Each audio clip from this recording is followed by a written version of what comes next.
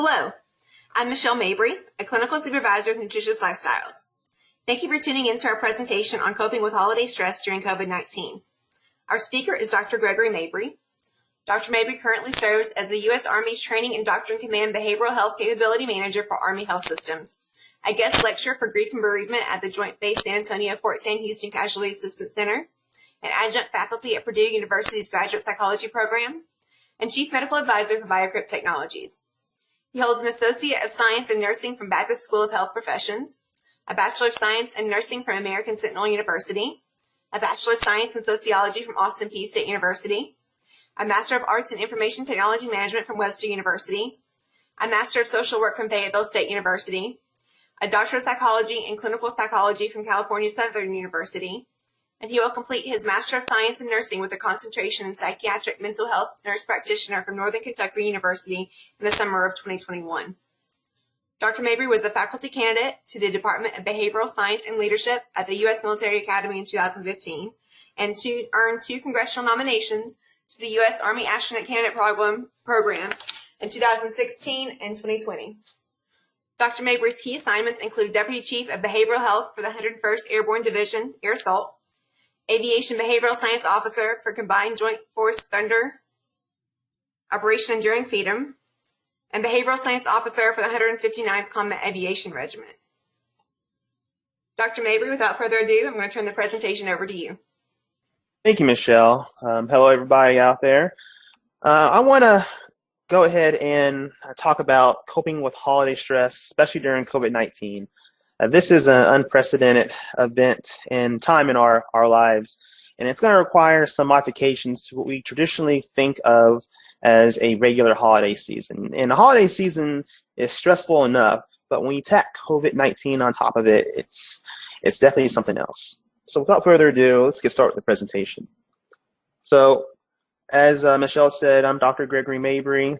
In the military, we are conditioned, if not used to, being apart from loved ones and social distancing from loved ones during the holiday season, whether it's at different assignments or during a combat deployment, or even in case of myself as a potential astronaut candidate, maybe even being away from Earth. So I'm going to share some techniques and strategies you can use to mitigate some of the stressors you may be feeling during the holiday season, especially being apart from loved ones due to COVID-19. A disclaimer, standard disclaimer for anyone who is in government employ. My positions and views on this presentation are mine alone, and they don't represent the views of the U.S. military. And I'm going to talk about some resources, maybe some books, some websites, and these are great resources, and I endorse them, but I'm not getting any type of financial gain or compensation from these endorsements of the resources I'll be having in my presentation. The outcomes after this presentation, my goal is that you'll have an understanding of holiday stress, what it does to you, what it does to the family, what it does to your well-being, and all these effects that can be exacerbated during COVID-19.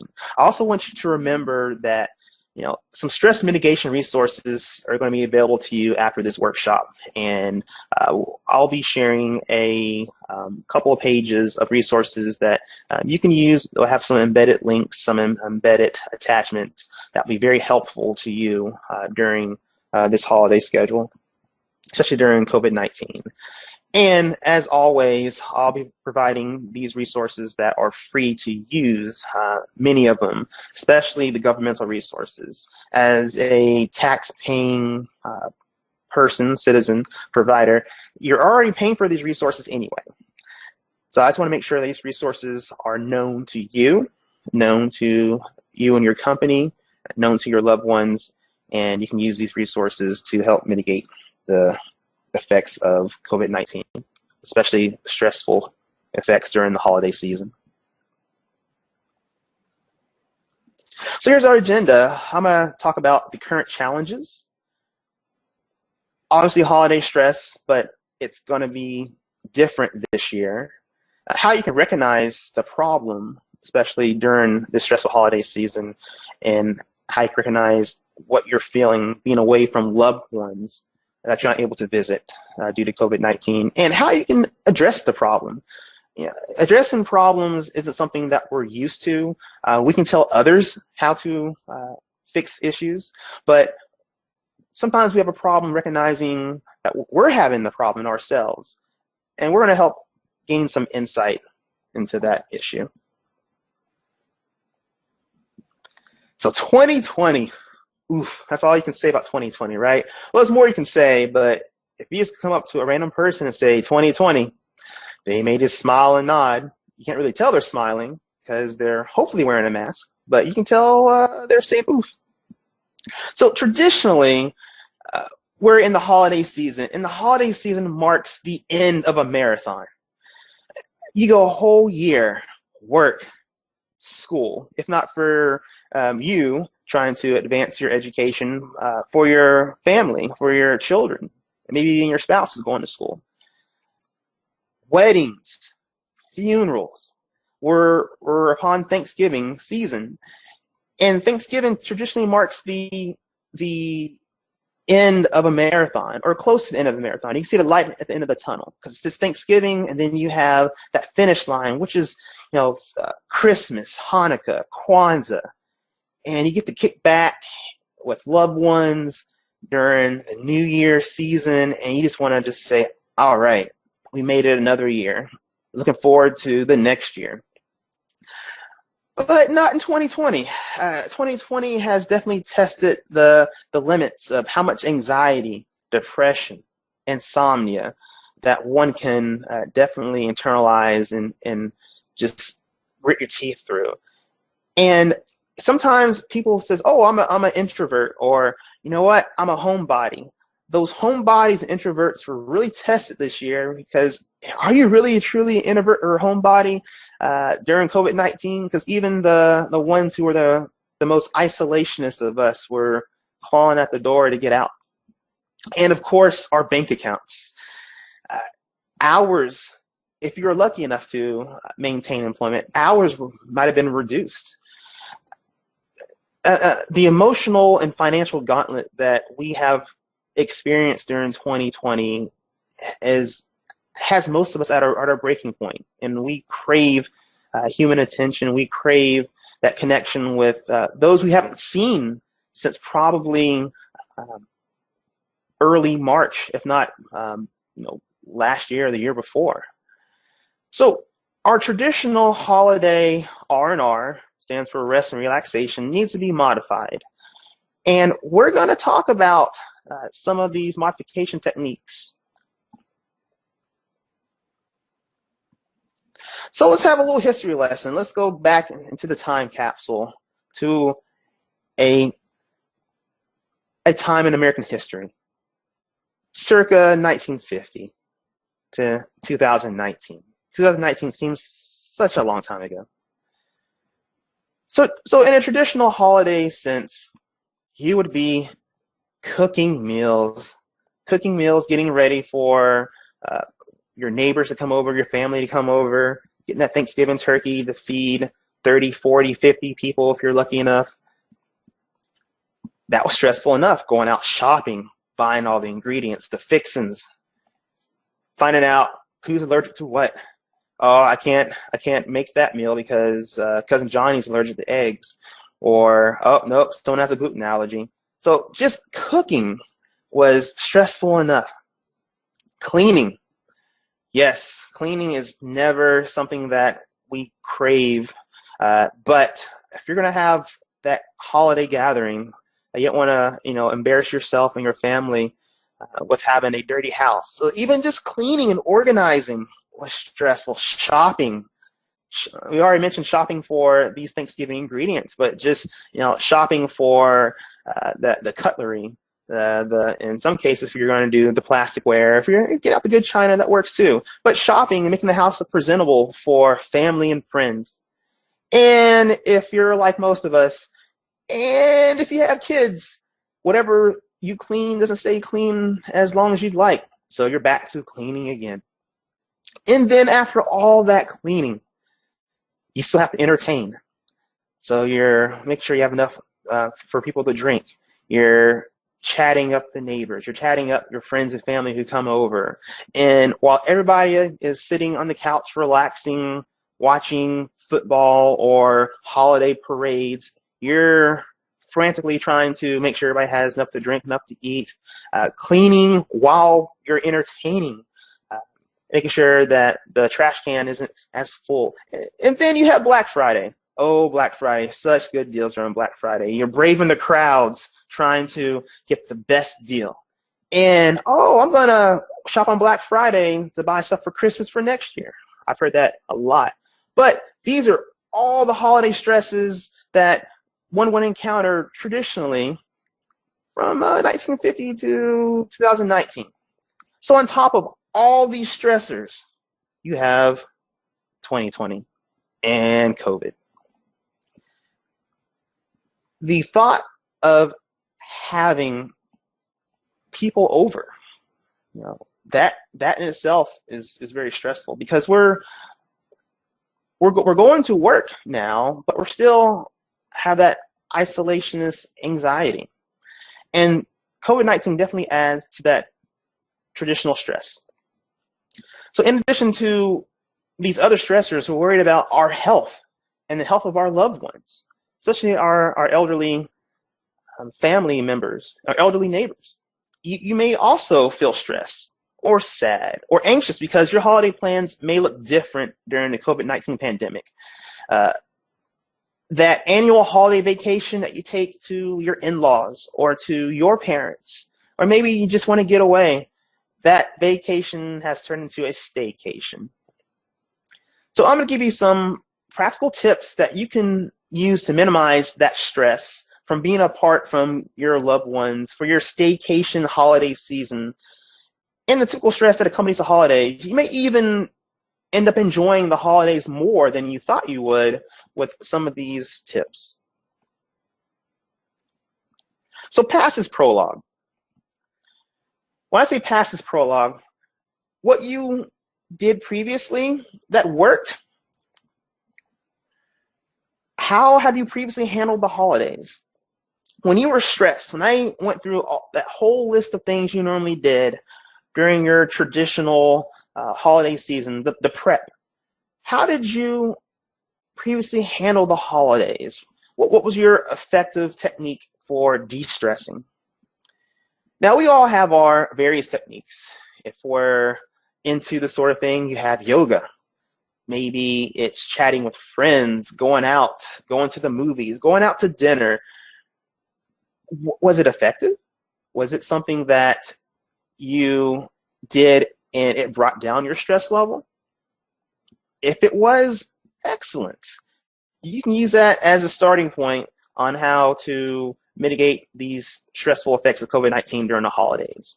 Now, follow-up question. Was it healthy? You got good old St. Nick down there in the corner. Meet and greet with Santa. Santa's not coping too well. I don't think that's Christmas cheer in the bottle. But we want to make sure that you're going to use that healthy techniques, those healthy coping mechanisms for dealing with stress. Stress in 2019, well, it was stress. Stress during 2020 is at a whole nother level. So your effective coping techniques that worked during the past, they may not be enough. We may need to provide it an extra shot of coping skills. That way, your coping skills this year are healthy and effective.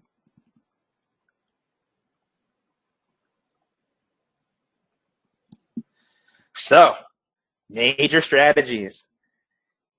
You have on the right corner, you have a person who is desperate for human attention. Quarantine hugs.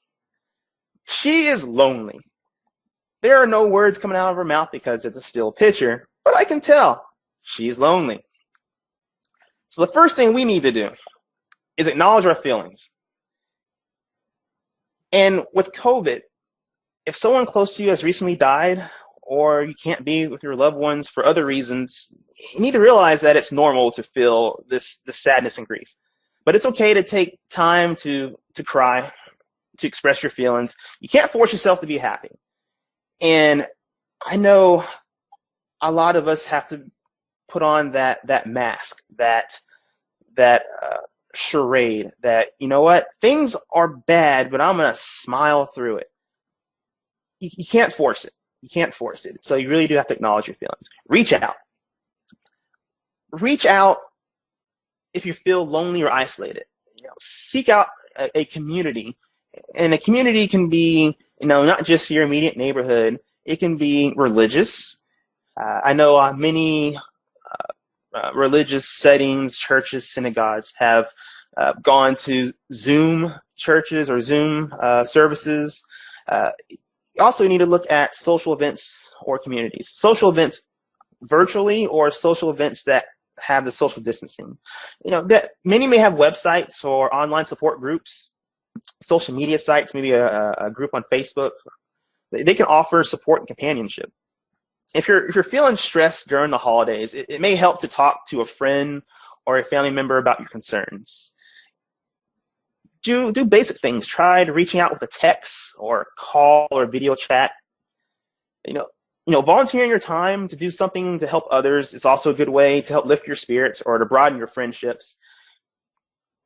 For example, you may consider dropping off a meal or a dessert at a friend's house during the holidays. Be realistic. The holidays don't have to be perfect.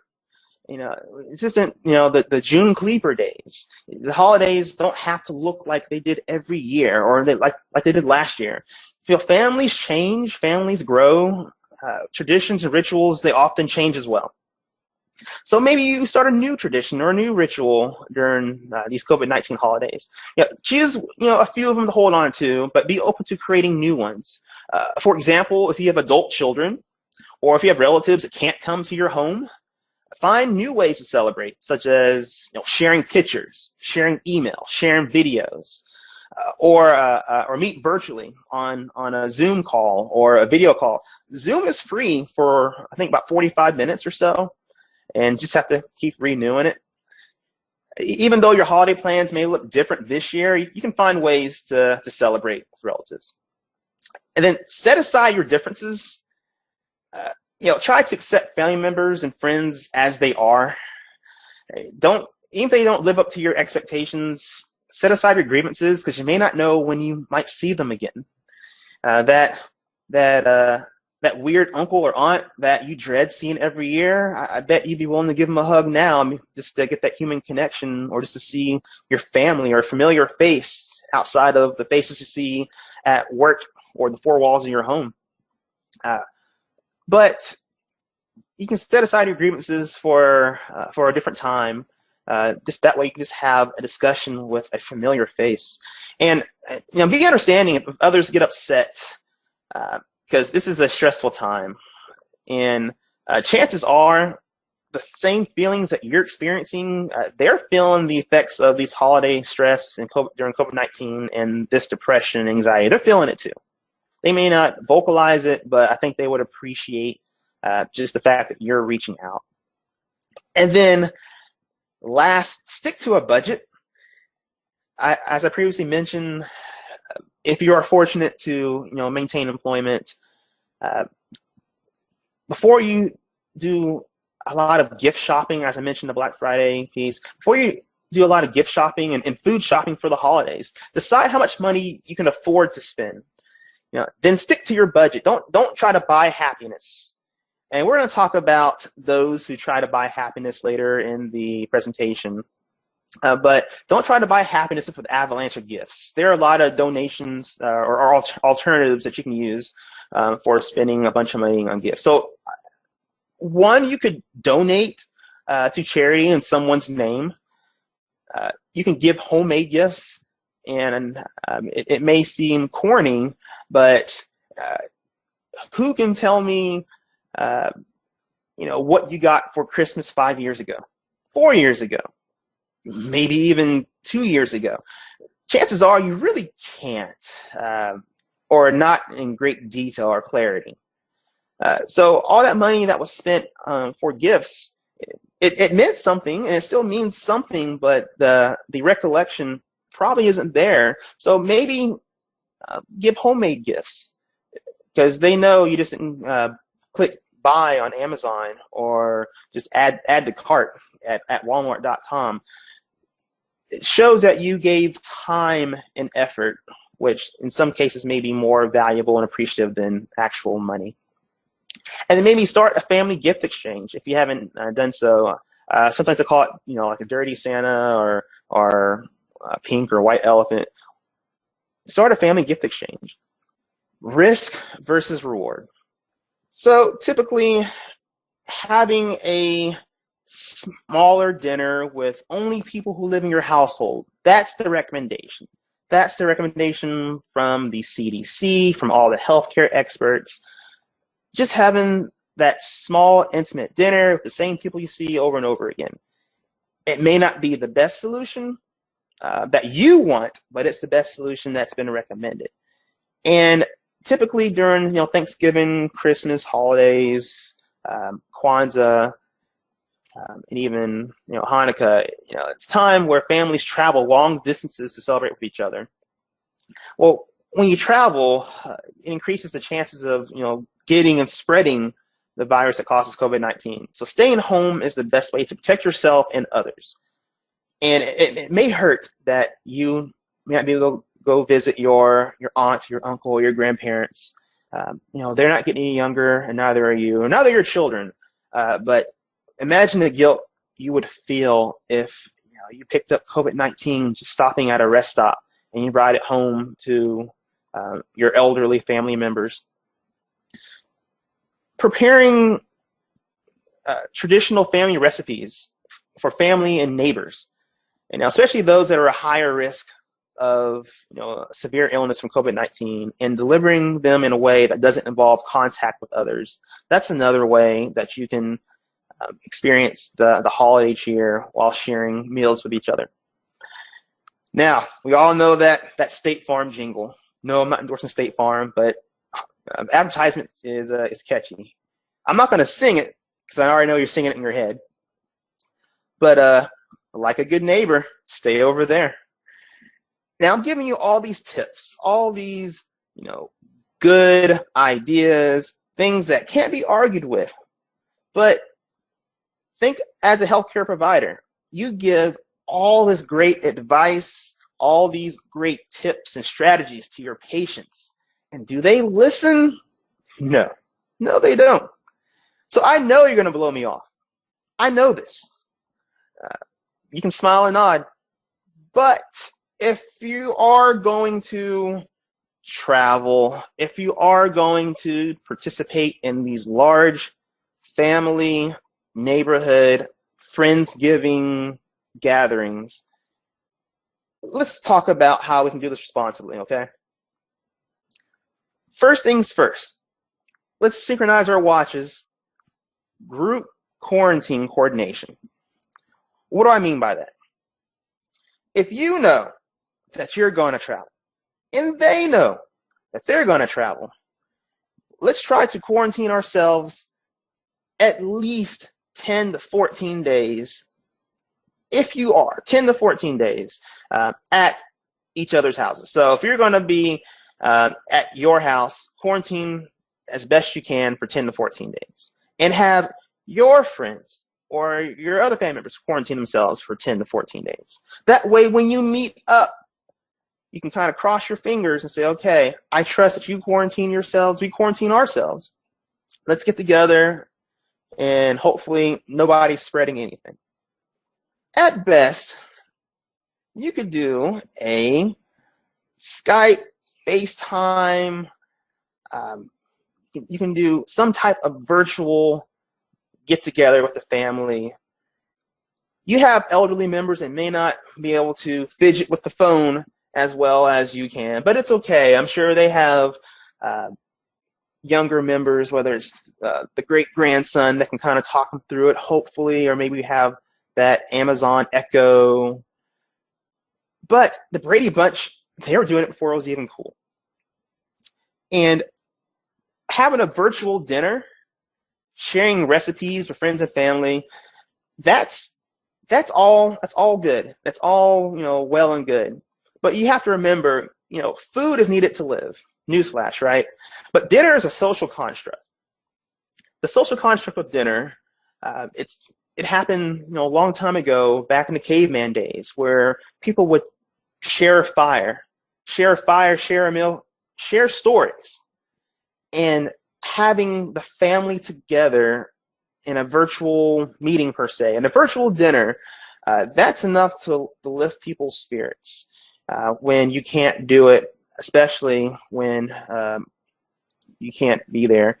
I think that having a chance for the grandparents or the great-grandparents to see a moving picture. I don't mean just send them a text or seeing pictures on Facebook. A moving, interactive picture, seeing their smile safely, that is something that cannot be understated.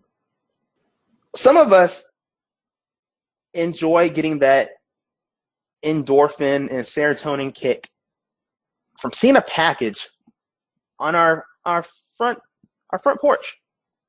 Just tell your significant other that it's cognitive electro retail therapy.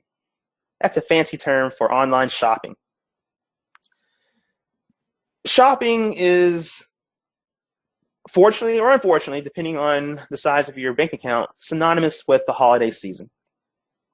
So shopping online rather than in person on the day after Thanksgiving or Cyber Monday or the next Monday, because they have the Thanksgiving and then after Thanksgiving sales, Christmas, after Christmas sales, that would be more, that would be something that you want to do instead of going there in person.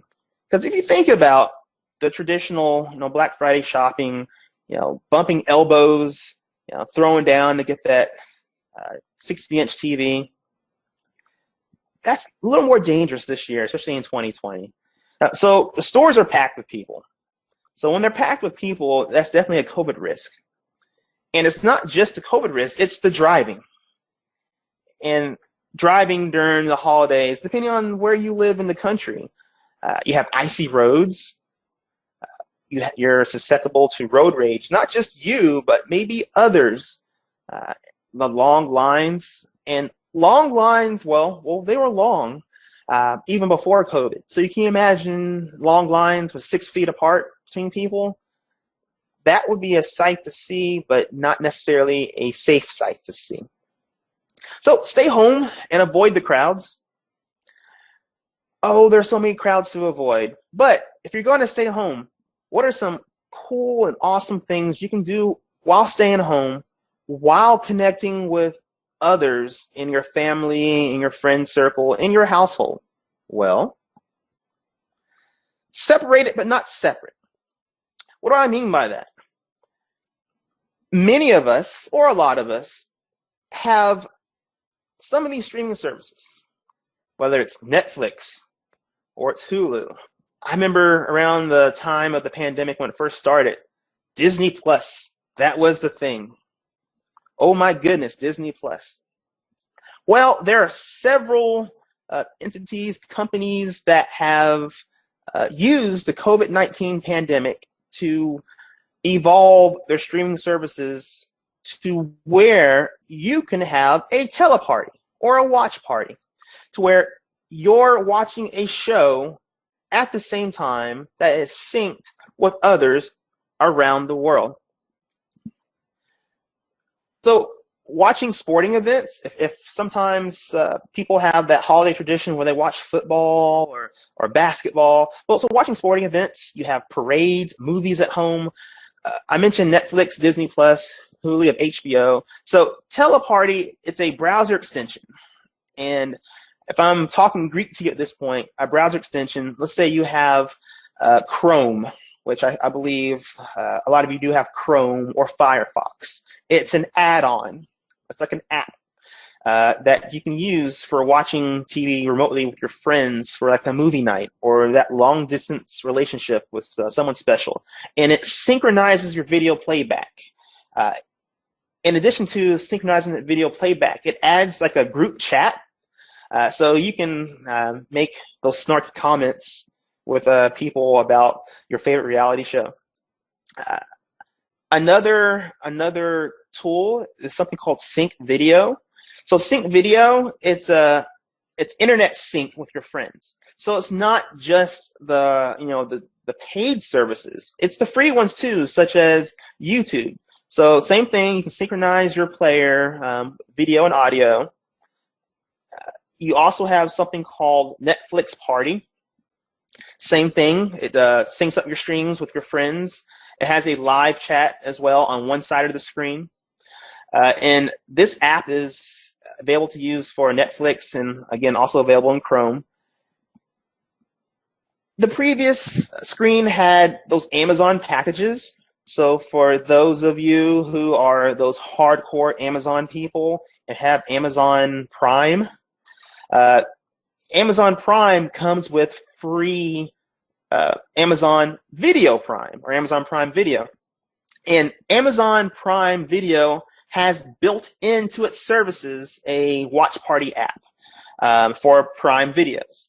So here's the cool thing about the Amazon Prime videos. You can have up to 100 people, up to 100 people can watch all at once. But the kicker is all the participants must be Prime members. So it's available for your desktop, and it's not supported by Safari being your Apple devices. But it's something that it's really great for the family members to use and get together to have that watch party. And there are several services. MetaStream is another one that has the same type of resources and ability. Something called Scener. Scener also does the video chat. So there's no shortage of apps and streaming services that offer the watch party technology. Hulu also has something built in, but Hulu's plan, it's for up to 8 people with the live text and chat. These are all awesome services that you can utilize to have that stay at home safely and have that party and that connection with others across the country.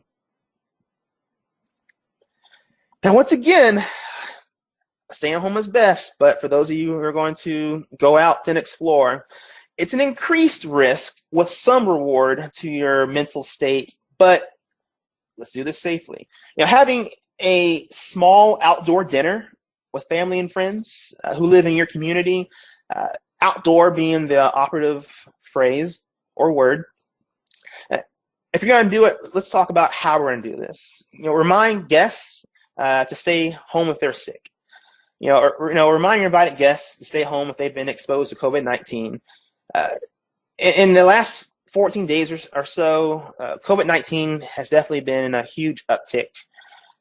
So anyone who has had contact with someone who has COVID-19 should also stay home and monitor their health.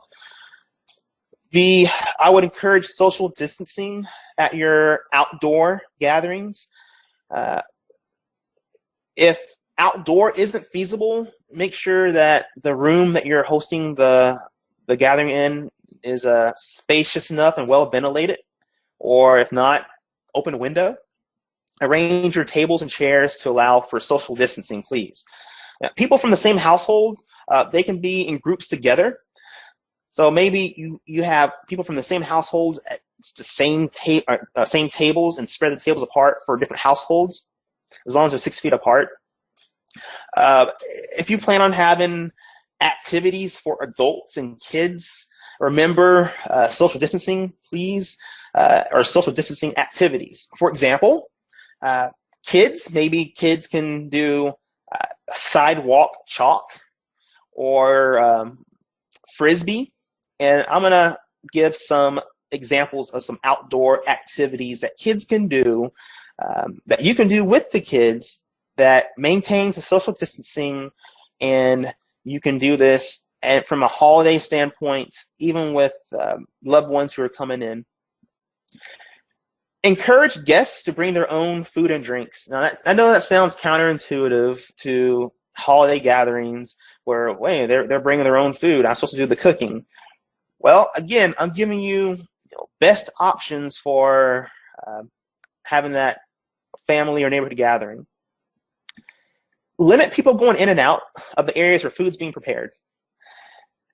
Now, as those of you who are in the healthcare industry, we know the more people who are back there in the food areas, you have the more apt there is for contamination and exposure. So limit people going in and out of the food areas where it's being prepared, where it's being handled, such as maybe the kitchen, or if you're doing grilling. Everybody wants to congregate around the grill and share stories. Well, not this time, not this season. So if you have that master chef or that master griller, that master cook, let the master work in peace, and they can have that conversation with others after they're done preparing the food. If you're serving any food, consider identifying one person to serve all the food. We're used to that family gathering where you go down the serving line, and they're sticking, they have the tongs and they're grabbing the chips, and that's too many people touching stuff. Just consider having one person handling the serving utensils. Single-use options for plates or single serving items such as salad dressings or food containers and condiments. Let's make sure multiple people aren't handling these items. And then those garbage cans. If you've been to any type of family neighborhood gathering, the garbage cans fill up quickly. So using a touchless garbage can or pails, use gloves when removing the garbage bags or handling any disposable trash. After you remove the gloves, of course, wash your hands.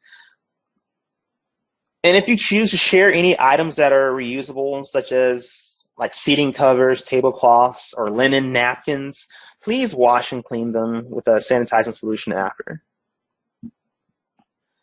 Getting outdoors and doing it safely. We just had Halloween, but kids get restless. They don't fully understand the health effects of COVID-19. And yes, they understand we're in a pandemic, but do they truly? So I'm going to assume the kids in this picture are brother and sister, but even though they're not socially distanced, they do have the mask on and they are at the pumpkin patch. Yay, pumpkin patch. But having outdoor activities for the family during your holiday gathering is best. And as I said, visiting the pumpkin patches, even though it's past Halloween, there's still some pumpkin patches that are available for Thanksgiving time frame. To the right, you see someone picking apples at an apple orchard, wearing a mask. I'm proud of this guy. But, wearing a mask is encouraging or enforced in most establishments, and people are able to maintain, social distancing. These are the places that you want to visit. Don't just think you have to stay home. It'd be best, but if you did, please go out in places that enforce the social distancing, the hand sanitizer, and doing outdoor activities that are very safe and family friendly and brings folks together.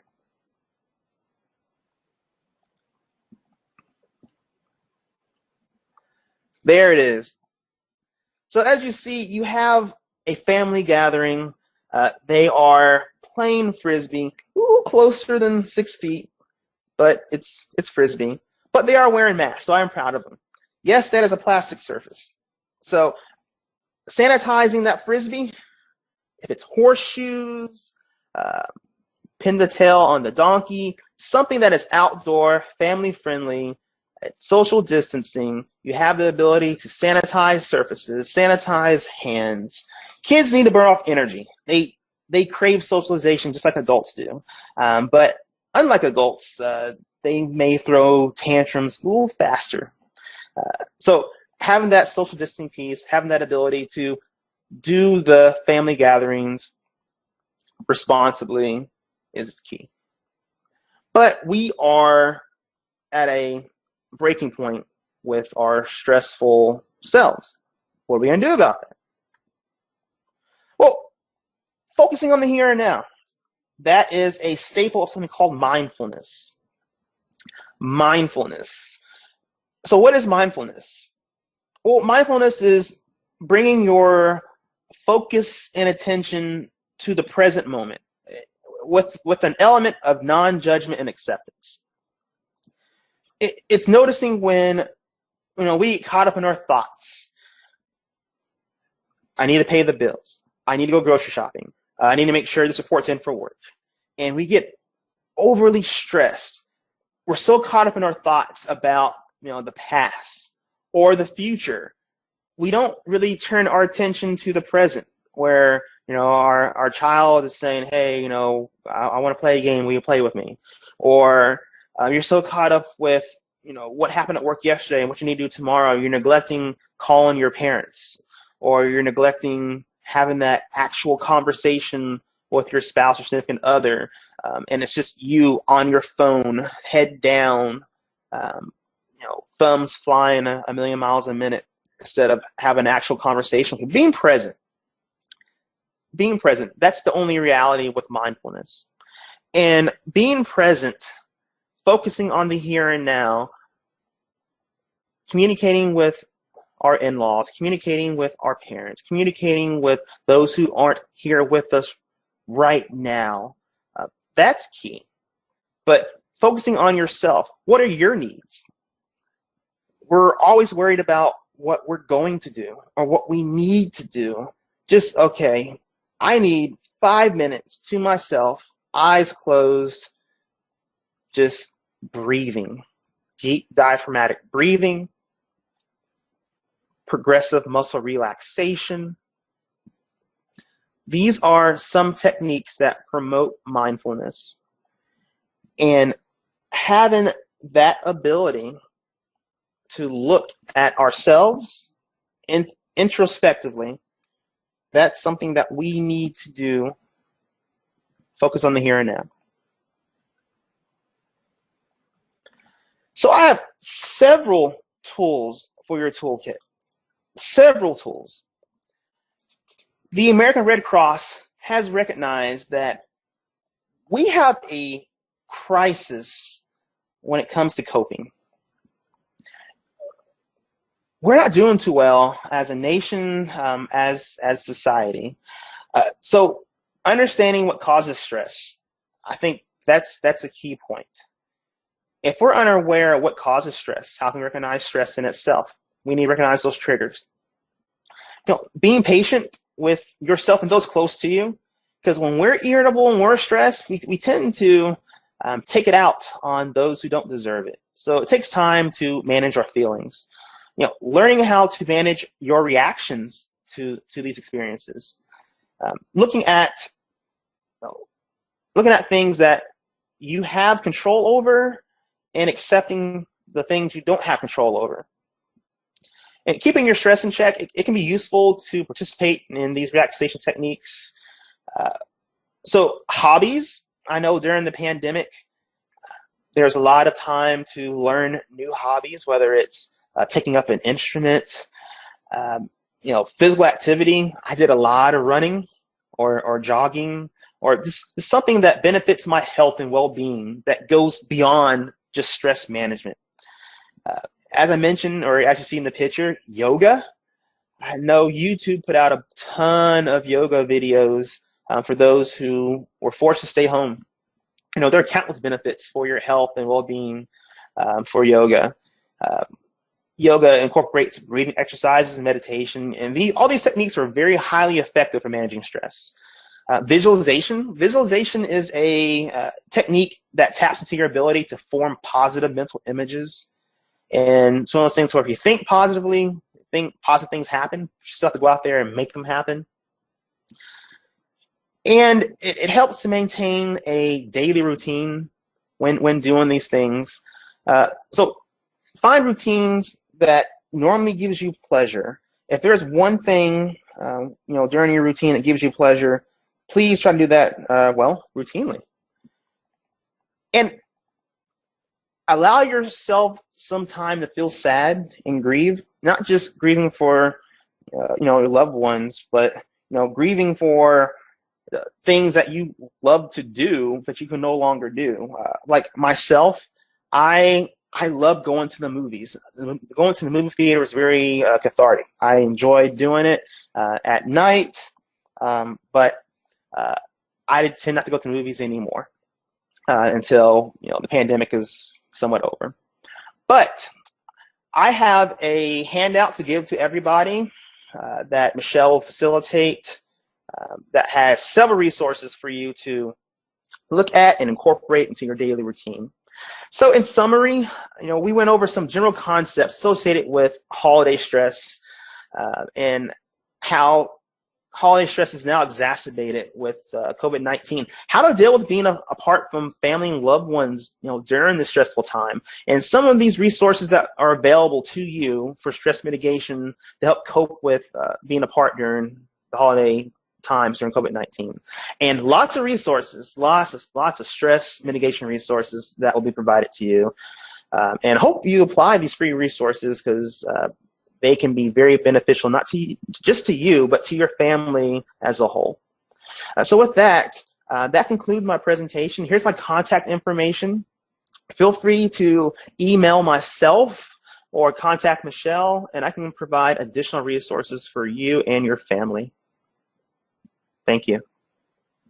Thank you so much, Dr. Mabry. I appreciate that wonderful bit of information you shared with us, especially your focus on ways to connect families. I think one of the things that you mentioned, homemade gifts. A lot of times grandparents really enjoy those types of items, and you're making wonderful memories with your kids as well when you're helping them to create those items. So thank you so much. Again, Nutritious Lifestyles is here to support you. Reach out to me, reach out to your supervisor, reach out to Dr. Mabry. We're here to help you. Wish you a wonderful holiday season. Thank you.